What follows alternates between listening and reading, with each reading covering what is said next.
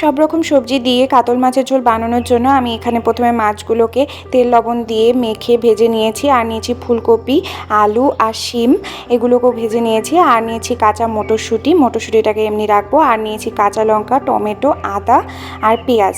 এই পেঁয়াজ, টমেটো, আদা ও কাঁচা লঙ্কাকে মিক্সিতে পেস্ট করে নেব। এবার একটা কড়াইয়ে তেল গরম করে তার মধ্যে সাদা জিরে ফোড়ন দিয়ে মশলার পেস্টটা দিয়ে দিচ্ছি।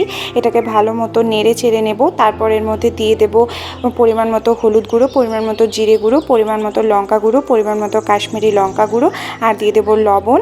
দিয়ে আবারও নেড়ে চেড়ে এর মধ্যে দিয়ে দেবো মটরশুঁটিগুলো। যখন একটু ভাজা ভাজা হয়ে যাবে মশলাটা, তারপরে আমি এর মধ্যে দিয়ে দেবো ভেজে রাখা সবজিগুলো। যখন মশলা থেকে তেলটা ছাড়া শুরু করবে, এখানে কিন্তু তোমরা চাইলে যে কোনো সবজি ব্যবহার করতে পারো। আর এবার আমি এটা কিছুক্ষণ ভাজার পরে জল দিয়ে দিলাম পরিমাণ মতো, যতটা আমি ঝোল রাখবো।